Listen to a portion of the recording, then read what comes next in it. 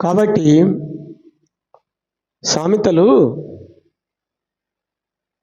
28వ అధ్యాయము 20 వచనం, నమ్మకమైన వానికి దీవెనలు మెండుగా కలుగును.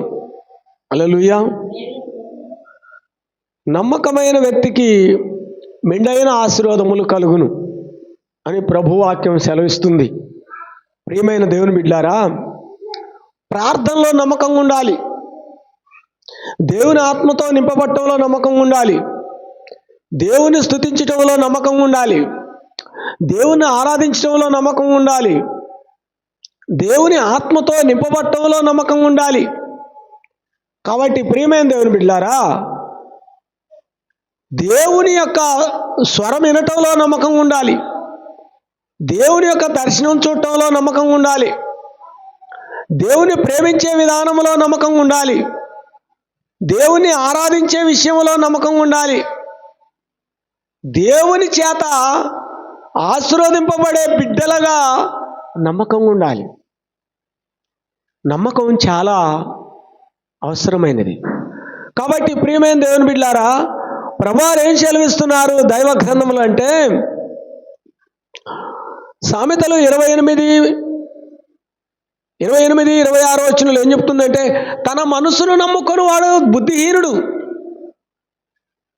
తన మనసును నమ్ముకోవటం వల్ల, తన మనసును తాను నమ్ముకొని తన మనసుకు వచ్చినట్టుగా చేయటం అతడు బుద్ధిహీనుడు, బుద్ధిహీనురాలు అని చెప్తుంది. నా ఇష్టం వచ్చినప్పుడు ప్రార్థన చేస్తాలే, నా ఇష్టం వచ్చినప్పుడు దేవుణ్ణి స్తుతిస్తాలే, నా ఇష్టం వచ్చినప్పుడు దేవుణ్ణి ఆరాధిస్తాలే, నా ఇష్టం వచ్చినప్పుడు దేవుణ్ణి గణపరుస్తాలే అనుకొని వాడు బుద్ధిహీనుడు అని దేవుని వాక్యం చెప్తుంది. కాబట్టి ప్రియమైన దేవుని బిడ్డలారా,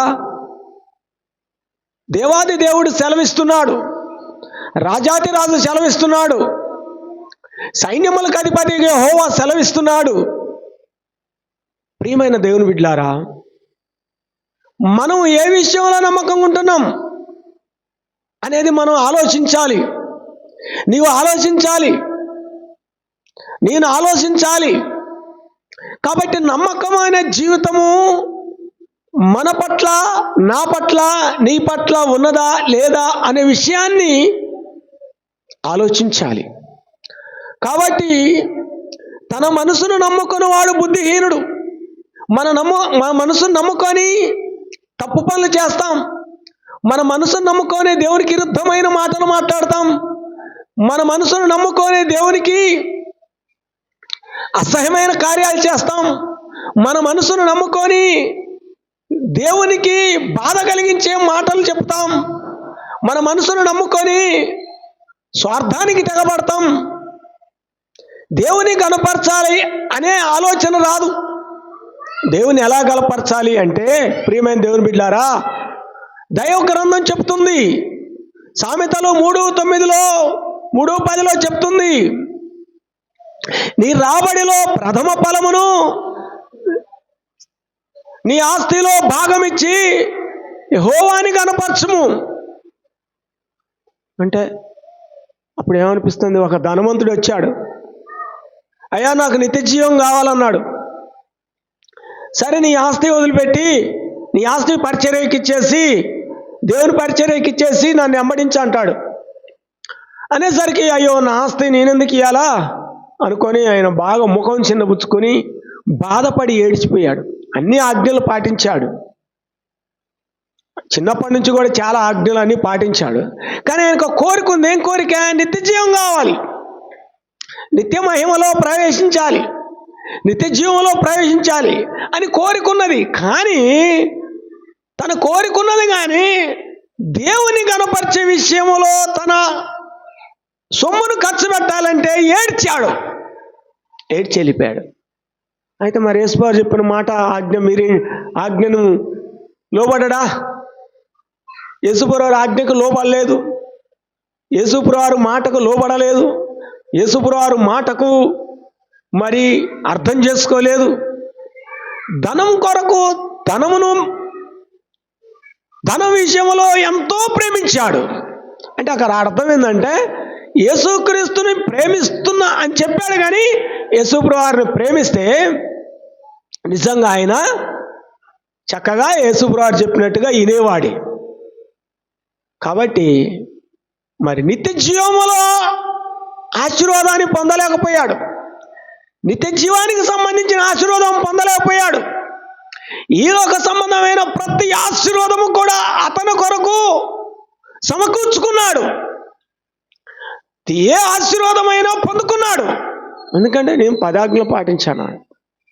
అయితే దేవుని ఆత్మీయమైన ఆశీర్వాదాల విషయములు అన్నిటినీ, ఆత్మీయమైన ఆశీర్వాదములకు అన్నిటికీ దూరం అయిపోయాడు. కాబట్టి ప్రియమైన దేవుని బిడ్డలారా, జక్కయ్య తన ఆస్తిలో సగం పేదలకు ఇచ్చేశాడు. అంటే దేవా నువ్వు నాకు చాలు, ఆయన విధేయత కనపడుతుంది అక్కడ, ఆయన వినయం కనపడుతుంది అక్కడ. ప్రభువా, ఈ లోకాన్ని వదిలిపెడితే నీ నిత్య మహిమలోకి నేను వస్తానని, నీ నిత్య జీవంలోకి నేను వస్తానని, నీ నిత్య ప్రేమలోకి వస్తానని, సర్వము నీవే ప్రభువా అనే ఆలోచనలో పడిపోయాడు. అయితే జక్కయ్య అదే సమయంలో దేవుని మహిమను చూస్తున్నాడు, దేవుని సన్నిధి చూస్తున్నాడు, దేవుని ఆత్మ చేత, దేవుని యొక్క ప్రేమ చేత నింపబడుతున్నాడు, ప్రభువుతో మమేకమైపోతున్నాడు. కానీ ఈ ధనవంతుడు 10 ఆజ్ఞలు పాటించిన అంటాడు, కానీ దేవుని పని ఏమాత్రము ఇష్టం లేదు. అంటే దేవుడి పని అతనికి ఇష్టం లేదు కనుక దేవునికి కూడా ఇష్టం లేని వాడిగా మారిపోయాడు. ఎవరైనా చూడండి, మనం చెప్పిన పని వినకపోతే చాలా కోపం వస్తుంది మనకి. అట్లానే ప్రభువు చెప్పిన మాట వినకుండా ఆ ధనవంతుడు ఏం చేశాడంటే, దేవుని పరిచర్య కొరకు కష్టపడకుండా, దేవుని పరిచర్య కొరకు పని చేయకుండా నిత్య జీవం కావాలన్నాడు. కానీ ఆయనకు నిత్య జీవం రాలేదు. జక్కయ్యతో యేసుప్రభు వారు అన్నాడు, today come salvation, today come salvation, నేడే ఇంటికి రక్షణ వచ్చి ఉన్నది అని చెప్పాడు. తన ధనాన్ని దేవుని పరిచర్యలో ఖర్చు పెట్టడంలో ముందున్నాడు. ఈ రోజుల్లో యూదా ఇస్కరీతు అనే వ్యక్తి ప్రభు పక్కమట కూర్చొని భోంచేశాడు. కానీ ఎందుకు కూర్చున్నాడు? ప్రభు కోసం పనిచేద్దామని కాదు, ప్రభువుని కనపరుస్తామని కాదు, ప్రభువును మయపరుస్తామని కాదు, దైవ ఆత్మతో నింపబడదామని కాదు. ఏదో యేసుప్రభు వారిని అప్పగించి అయినా, యేసుప్రభు వారిని కుదవబెట్టి అయినా, ఏదో ప్రేమిస్తున్నట్టుగా నటన చేసి ఎట్లనైనా నేను కొంత ఆస్తిని సంపాదించాలనుకున్నాడు. కాబట్టి ప్రేమైన బిడ్డలారా, ఈ రోజుల్లో ఏంటంటే ప్రభువును ప్రేమిస్తున్నామని చెబుతూ అంత నటన. కాబట్టి ఇస్కరీతు యూదాకి నిత్య జీవం దొరకలేదు, అలాగనే ధనవంతుడికి నిత్య జీవము దొరకలేదు. కాబట్టి జక్కయ్య కూడా ధనవంతుడే, కానీ జక్కయ్యకు ఆయన ఇంటికి రక్షణ వచ్చేసింది. అయితే ఆత్మీయమైన అనుభవం కలిగిన వ్యక్తి జక్కయ్య లాంటి వాడు, ఆత్మీయమైన అనుభవం కలిగిన విశ్వాసులు కావాలి దేవునికి. Praise the lord.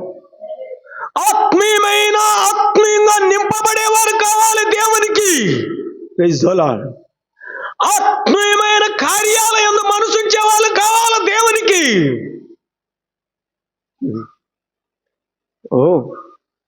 ప్రేమతో పిటికెన మట్టి మీదైతే దాన్ని లేపుకొని రావటం శాతగాని వ్యక్తి ఎన్నో అహంకారంగా జీవిస్తాడు. పిటికెన మట్టి బొంద మీదైతే దాన్ని దులుపుకొని వచ్చి బయటికి రావటం శాత. ప్రేమతో వేస్తారు, అది కూడా ప్రేమతో వేసిన మట్టిని కూడా దులుపుకొని రావటం శాతగాని వ్యక్తి ఏందో సాధిద్దాం అంటాడు. ఏం సాధిస్తావు నువ్వు? ఇక్కడ దుమ్ము మాత్రమే. You have belonged and Jesus Christ resurrection life. ఎందుకు బతుకుతున్నావు, దేనికి బతుకుతున్నావు నీకు తెలియదు. తన మనసును నమ్ముకొని వాడు బుద్ధిహీనుడు. కేవలం నీ మనసును నమ్ముకోవటం వలనే దేవుని కనపరిచే కార్యాలను పట్టించుకోవట్లేదు, దేవుని పనిని పట్టించుకోవటం లేదు, దేవుని గురించి ఆలోచన లేదు, సంఘం గురించి ఆలోచన లేదు. కాబట్టి అతిక్రమములు దాచిపెట్టి వాడు వర్ధిల్లడు, అతిక్రమములు ఒప్పుకొని వదిలిపెట్టి వాడు ఆశీర్వాదం పొందును. నీ అతిక్రమం నీకు తెలుసు, నీ పాపం నీకు తెలుసు, నీ దోషం నీకు తెలుసు, నీ మోసం నీకు తెలుసు, అయినా తెలవనట్టుగా ఎంతో నటన చేస్తున్నావు. ఎంత నటన అంటే బా, అది ఆకాశం అంత ఎత్తుగా ఎదిగిపోతుంది పాపం. కాబట్టి అటువంటి పాపమును వదిలిపెట్టుటకు నువ్వు నమ్మకస్తుడు అయి ఉండాలి, నమ్మకస్తురాలు అయి ఉండాలి.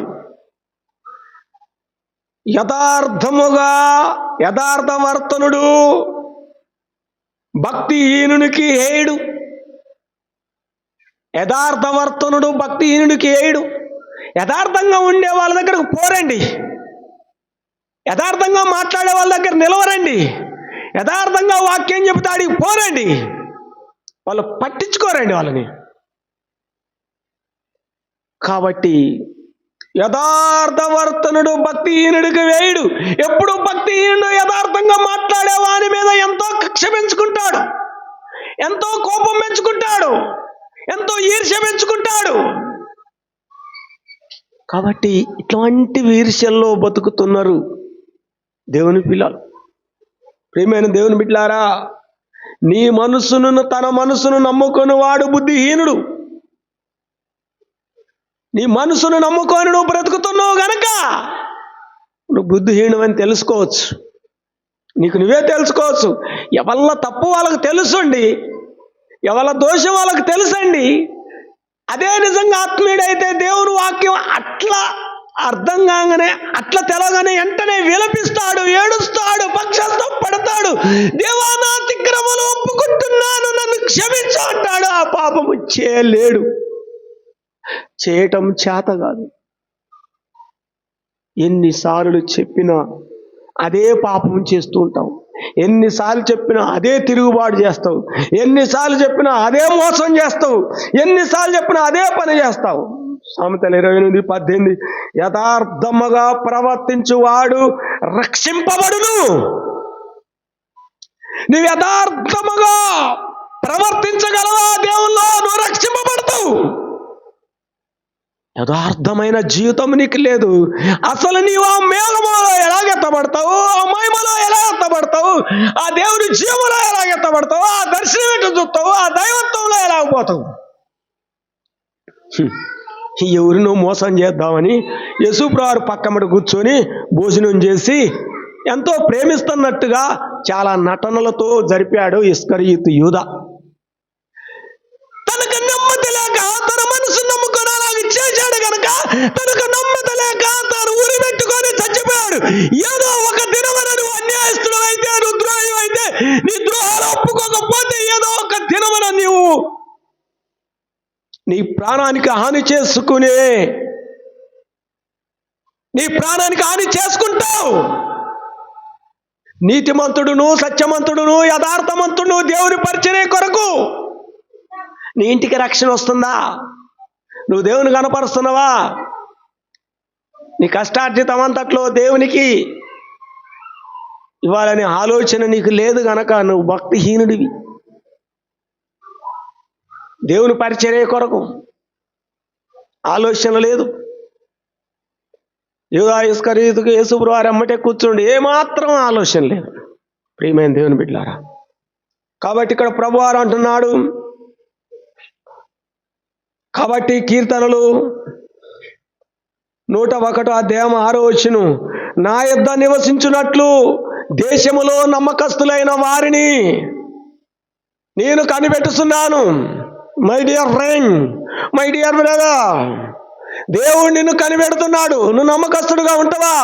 నువ్వు యథార్థమంతుడుగా ఉంటావా? నువ్వు నీతిమంతుడుగా ఉంటావా? నువ్వు నిజాయితీపరుడుగా ఉంటావా? లేదంటే ఏదో ఇస్కరియోతులాగా నేను భక్తిపరుడని నటించి, నీ విశ్వాసిని నటించి ఏదో ఒక దినమున తాను నాశనం తెచ్చుకున్నాడు, నువ్వు తెచ్చుకుంటావు. నీ అహంకారం కూలిపోద్ది ఒకరోజు, నీ అవివేకం కూలిపోద్ది ఒకరోజు. నీ జీవితంతో చెలగాటం ఆడుతున్నావు. దేవుని యొక్క ప్రేమలో నువ్వు చెలగాటం ఆడుతున్నావు. యూదా ఇస్కరియోతు గతి ఏమైంది? కాబట్టి ప్రియమైన దేవుని బిడ్డలారా, నా యొద్ద నివసించినట్లు దేశంలో నమ్మకస్తులైన వారిని నేను కనిపెట్టుచున్నాను. నీవు నమ్మకస్తురాలు అయితే, నువ్వు నమ్మకస్తుడు అయితే నిన్ను కనిపెడతాడు దేవుడు. నిన్ను చూస్తాడు, నీ ఇంటికి రక్షణ పంపిస్తాడు. యూదా ఇస్కరియోతు రక్షణ వచ్చిందా? నటన చేశాడు. ఎందుకు వచ్చింది? ధనవంతుడు కుటుంబానికి రక్షణ వచ్చిందా? ఎందుకు వచ్చింది? నటన చేసిండు. అది పాటిస్తాను, ఇది నేను గుడికి పోతాను, నేను ప్రార్థన పోతాను, నటన చేసిండు. నువ్వు కూడా నటన చేస్తే నీ ఆధ్యాత్మిక జీవితము నాశనం చేసుకొనుచున్న దుర్మార్గుడిని తెలుసుకోలేవా? నువ్వు తెలుసుకోవాలి. కాబట్టి దేవుని బిడ్డలారా, పరిశుద్ధాత్మ చేత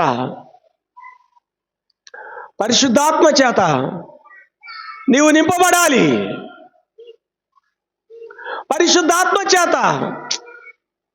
పరిశుద్ధాత్మ చేత నీవు ఆవరింపబడాలి. ప్రేమ, నమ్మకం, కనికరం గల తండ్రి, ఇదిగో నిన్ను ఎదకొస్తున్నానని నీవు నమ్మకస్తురాలుగాను నువ్వు సమర్పించుకో. ఈ దినమందైనా సమాధాన సంబంధమైన సంగతులు తెలుసుకొనినా నీకెంతో మేలు సుమా. ఈ దినమందైనా సమాధాన సంబంధమైన సంగతులు తెలుసుకొనినా నీకెంతో మేలు సుమా.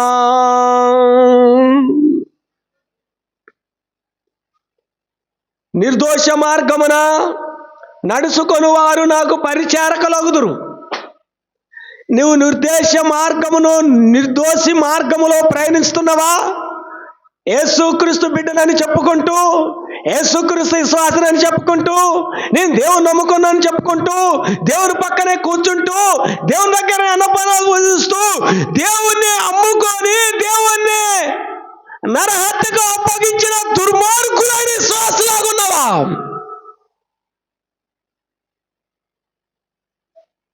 You thought. ఆలోచించుకో మా ప్రియమైన బిడ్డ. నీ ప్రాణం బ్రతికున్నంత కాలమే నేను ఇది తాగుతా అంటావు, నేను ఇది తింటా అంటావు. నువ్వు ఎందుకొరకు బ్రతుకుతున్నావో నీకు అర్థం ఉందా? నీకు జ్ఞాపకం వస్తుందా? ప్రభు తిరిగి లేచిన పునరుద్ధాన మహిమ కొరకు బ్రతుకుతావా? నీ కడుపు కోసమే బ్రతుకుతావా? ఈ లోకంలో కాలక్షేపణ చేస్తావా? ఏం చేద్దాం అనుకుంటున్నావు? మోసపు బ్రతుకు బతికినా ఇస్కరియోతు యూదా వలె నువ్వు మోసపు బతుకుతావా? ఓ విశ్వాసిని బిల్డపులుగా చెప్పుకున్నావు. ఎన్ని రోజులు ఉంటావు ఈ లోకంలో? దాదాగిరితాను ఎన్ని రోజులు తాగిస్తావు? ఎన్ని రోజులు నీ మనసుకు వచ్చినట్టు చేస్తావు? ఎక్కడికి పోదా అనుకుంటున్నావు? ప్రభువు మహిమ ఉన్నది, నేను చూశాను. 2 సార్లు నేను దైవరాజ్యం వెళ్ళొచ్చాను. 2 సార్లు దేవుని మహిమలో నా శరీరం కమ్మబడ్డది, నేను వెళ్ళొచ్చాను. కాబట్టి దేవుని కొరకు నువ్వు నమ్మకస్తురాలుగా ఉంటావో ఉండవో, you have decided you follow Jesus Christ. ఎందుకు ఈ నటనలు? ఎక్కడ చూసినా నటనలే. ఎందుకు నీ జీవితంలో నటనలు పెట్టుకొని, ఎందుకు దేవుని దగ్గరికి ఎలా వెళ్తావు? ఎందుకు కాలక్షేపం చేస్తావు? దేవుని దర్శనం పొందు నమ్మకంగా, దేవుని స్వరం విను నమ్మకంగా, దేవుని ఆత్మతో నింపబడు నమ్మకంగా, దేవుని పరిచర్యలో నడు నమ్మకంగా, ఆత్మల సంపాయి నమ్మకంగా. నువ్వు దేవుని బిడ్డవై ఉండి దేవుని సన్నిధికి ఒక వ్యక్తిని కూడా నడిపించడం చేత కాకుండా ఉంటున్నావంటే నువ్వు నమ్మకస్తురాలివేనా? బాధ్యత నా మీద ఉందని నీకు తెలియదా? కాబట్టి ఈ దినమందైనా సమాధానమైన సంగతులు తెలుసుకునేలా నీకెంతో మేలు కలుగును. నమ్మకమైన వానికి దీవెనలు మెండుగా కలుగును. నీ జీవితంలో నమ్మకం ఉంటున్నవా లేవా? నీ జీవితంలో యథార్థంగా ఉంటున్నవా లేవా? నీ హృదయం నీకు చెప్పట్లేదా? యేసుప్రభు వారు పక్కనే కూర్చొని యేసుప్రభు వారి నాశనం కొరకు తలపెట్టిన వాడు నమ్మకస్తుడా? నీ నిశ్వాసనని చెప్పుకుంటూ నువ్వు యేసుప్రభు వారికి అవమానకార్యమైన ఆలోచనలు పెట్టుకుంటాను నీకు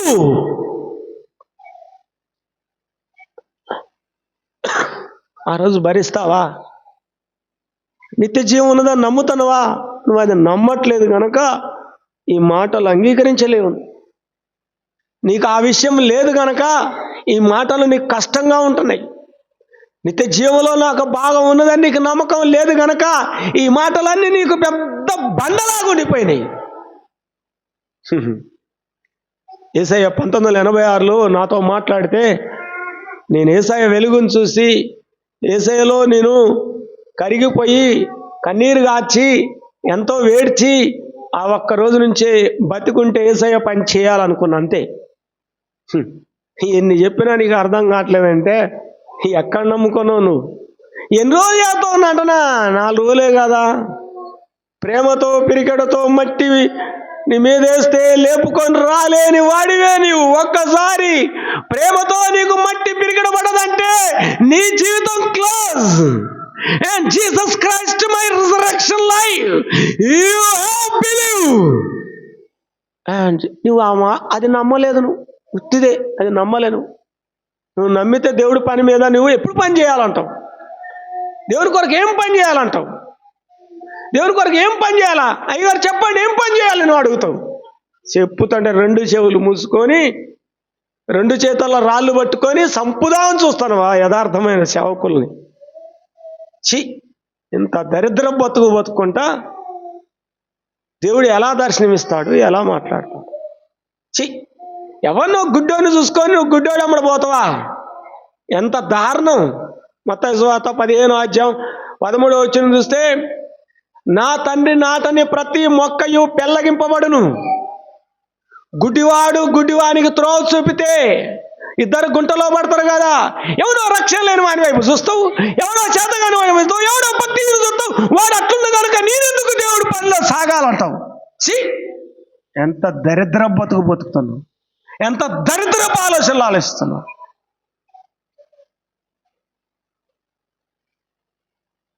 కాబట్టి దేవుని బిడ్డలారా, ఏ రోజైనా ఈనాడైనా ఎన్నడన్నా కన్నీటి ప్రార్థన చేస్తున్నావా? ఎన్నడన్నా ఉపవాసం ఉంటున్నావా? ఎన్నడన్నా ప్రార్థనలో ఉంటున్నావా? ఎన్నడన్నా కుటుంబ రక్షణ కొరకు ప్రార్థనలో ఉండాలని కోరుకుంటున్నావా? కోరుకోవట్లే. ఎంతకాలం చేస్తారు బిడ్డలారా ఈ నటన? ఈ ఊరిని ఏం చేద్దామని, ఈ ఊరిని ఏం చేస్తావో చేయవో నాకు తెలియదు, కానీ నిన్ను మాత్రం నువ్వు దేవుని దృష్టిలో నమ్మకంగా నిన్ను మాత్రం పక్కాగా నరకానికి నడిపించుకుంటావు.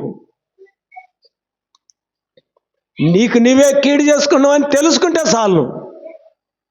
నువ్వెవరు మోసం చేస్తావో ఎవరు మోసం అది నాకు పెద్దగా తెలియదు, కానీ దేవుణ్ణి మోసం చేసిన ఏదో ఇస్కరీతు వలె నేను ఉన్నానా లేనా అని ఆలోచించుకో. ఏదో ఇస్కరీతు ముమ్మాటికి నమ్మించి దేవుని అప్పగించి దేవుణ్ణి మడ్డరకు అప్పగించాడు, దేవుణ్ణి దూషణలకు అప్పగించాడు, దేవుని అవమానాలకు అప్పగించాడు, యేసయ్య ముఖం మీద ఉమ్మేయటానికి అప్పగించాడు, యేసయ్యని కొడాలతో కొట్టడానికి అప్పగించాడు. నీ విశ్వాసనే రవిగుతున్నావు. ఏమి ఆలోచిస్తున్నావు బిడ్డ? నీకు మనసు లేదా? ఉంది. ఇప్పుడు గుడ్డోడిని ఏమడిపోతుంటే గుడ్డోడిని చూసి వాడురా వాడు వాడు వాడికంటే నా భక్తి బాగానే ఉందిలే అనుకుంటున్నా. వీనకంటే నా భక్తి బాగానే ఉందిలే. ఏంటి ఏంది అసలు ఇది ఉపదేశం? గుడ్డివాడిని చూసి గుడ్డివాడు గుంటలో పడును, నువ్వు కూడా అదే గోతులో పడతావు.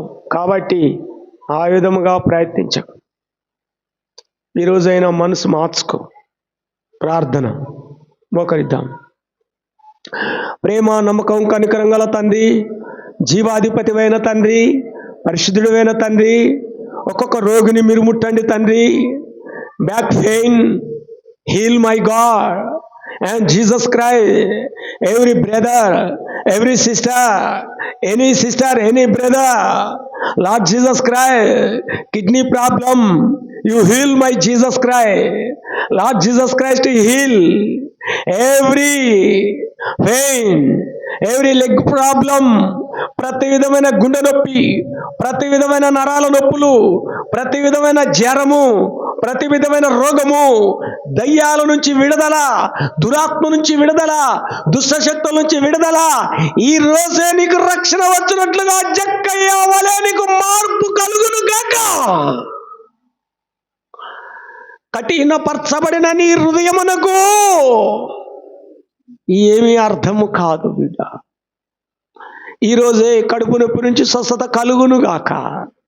ఈ క్షణములోనే నీ బలహీనతలలో యేసు రక్తములో స్వస్థత కలుగును గాక.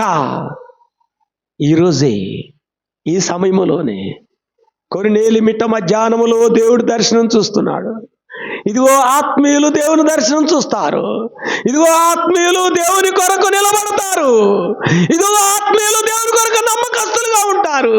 ఇదిగో ఆత్మీయులు దేవునిలో నిలిచి ఉంటారు. ఇదిగో ఆత్మీయులు తన ధనముతో దేవుని కనపరుస్తారు. నన్ను పెదవులతో నువ్వు గనపరుస్తున్నావు, కానీ నీ హృదయము నాకు చాలా దూరంగా ఉన్నది. ప్రియమైన బిడ్డ, నీ హృదయం ఎంత దూరంగా ఉందో చూసుకోలేవా?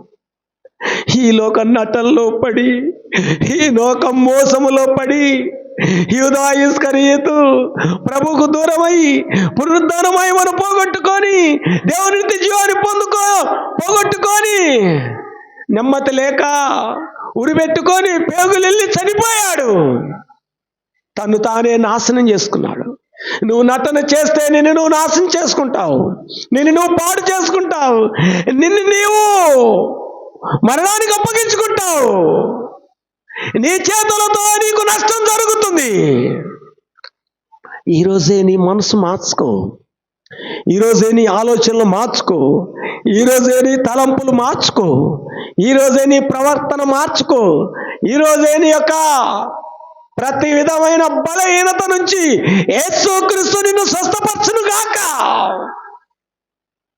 ఆత్మీయంగా బలవంతుడుగా నిలబడు. నువ్వు అక్కడ ఉన్నా చాలు. యథార్థవంతుడు అయితే దేవుడు ఆశీర్వదిస్తాడు. కాబట్టి నీకు ఒక్కటి కొదువుగా ఉంది, వచ్చి నీ ఆస్తి బీదలకు ఇచ్చి నన్ను వెంబడించు అన్నప్పుడు అతడు అక్కడ లేకుండా పారిపోయాడు. అంతేకాదు, ప్రభు చెప్పిన మాట అతనికి బాధ కలిగించింది, దుఃఖం కలిగించింది, వేదన కలిగించింది. ఎందుకంటే నిత్య జీవం మీద అతనికి నమ్మకం లేదు, నిత్య జీవం మీద అతనికి గురి లేదు, నిత్య జీవం పొందాలనే ఆశ లేదు. ఎంతసేపు ఈ లోకములో ఉన్నా ఆశీర్వాదములు కావాలని, ఎంతసేపు తిండిబోతుగా బ్రతకాలని. ఓహో అయ్యా, ఎంతసేపు నాయనా నీ జీవితంలో ఎంత నటన నాయనా.